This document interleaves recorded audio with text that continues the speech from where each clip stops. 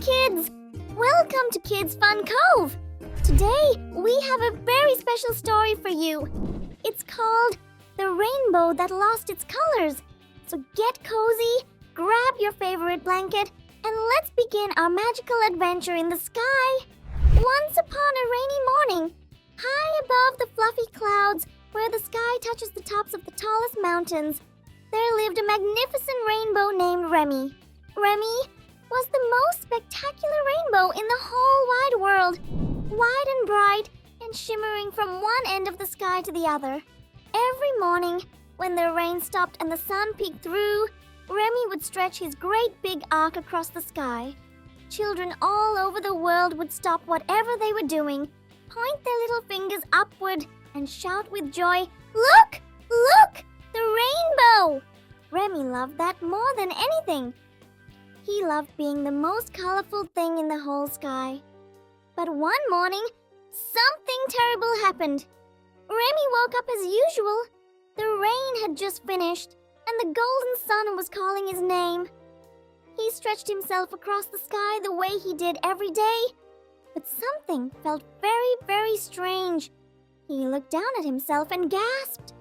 His colors were gone. Where there had once been a brilliant red, there was nothing but pale white. Where there had been a bright orange, there was a dull, sad gray. His yellow, his green, his blue, his indigo, his violet. All of them had vanished overnight, as if someone had taken a giant eraser and rubbed him out. "Oh no! Oh no! Oh no!" Remy cried, his voice trembling like a leaf in the wind. "Where did all my colors go?" Down below, the children looked up at the sky and frowned. "That's not a rainbow," said a little girl named Lily, pushing her round glasses up her nose. Remy decided right then and there that he would not give up. He would search every corner of the sky until he found his missing colors. His first stop was the sun, who was the brightest and oldest thing in the sky. "Sunny!" called Remy. "Have you seen my colors? My red, my orange, my yellow, my green, my blue, my indigo, and my violet. They're all gone." I haven't seen them, dear Remy. But have you tried asking the clouds? They're always blowing about and collecting things." So Remy zoomed over to the clouds. There were big, fluffy cumulus clouds, thin, wispy cirrus clouds, and a very grumpy-looking storm cloud called Nimbus. "Did you accidentally wash away my colors when you were raining last night?" Nimbus huffed and puffed. "Absolutely not! I only washed the streets and the Remy believed him. The wind knows everything next. Remy went to find the wind. The wind was tricky. Wind! Oh, wind! Have you seen my colors?" Remy called out. The wind swirled around him playfully. "Oh! Your colors! Yes, yes, yes!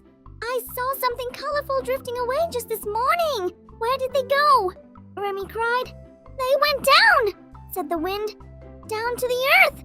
I think they fell while you were sleeping and got mixed up with everything below." Remy looked down at the big, beautiful world below. His colors were down there somewhere. "Don't worry," said the wind kindly. "Just follow the children. Children always find beautiful things." Remy floated gently down toward the earth. He saw little Lily, the girl with the round glasses, running through a field of flowers. And the flowers were red. "That's my red!" Remy gasped. "My red fell into the flowers!"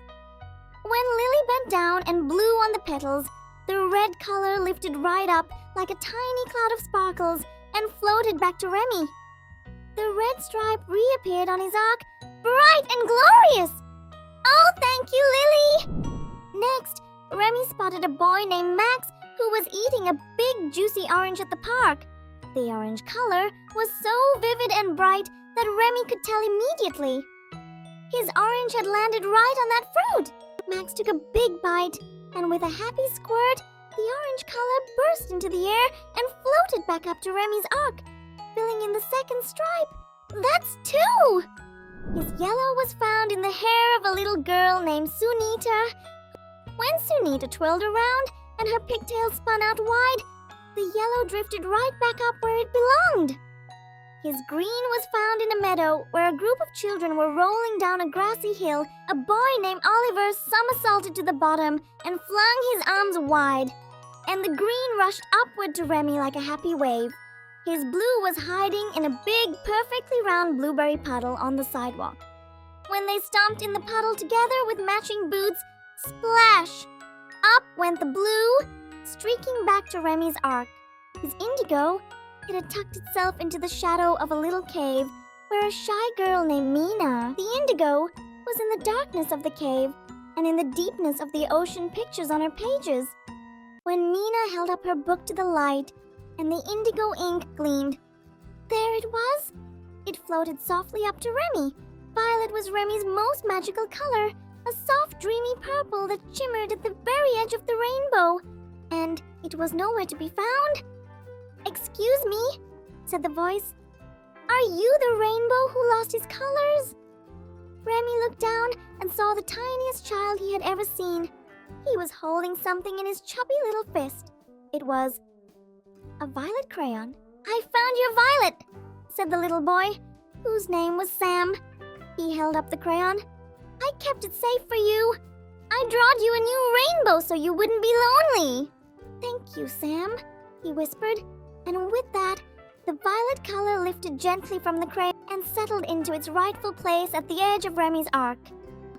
And there it was, red, orange, yellow, green, blue, indigo, violet, all 7 colors, bright and vivid and shining. "The rainbow is back!" They all cheered. Lily pushed up her glasses and grinned. Max wiped orange juice off his chin and clapped. Sunita's pigtails bounced. Oliver and the meadow children all pointed up with muddy fingers. Rosie and Rowan jumped in their puddle. Mina closed her book and smiled her quiet smile. And little Sam, in his pajamas in the garden, looked up with the biggest, roundest eyes you ever saw. "You're beautiful," he said simply. "So are you," said the rainbow. He had thought that his colors were only up in the sky. Only his, only beautiful when people looked up at him. But he had been wrong. His colors were everywhere. His colors lived in the whole wide world, because color belongs to everyone. Children who looked at the world and saw magic everywhere. Remy decided that from then on, he would not just stretch across the sky and wait to be noticed. He would pour his colors into the world every single day, into every sunrise and every flower and every painted wall, so that even on cloudy days when he couldn't be seen, his colors would still be there, waiting to be found by the children who were looking.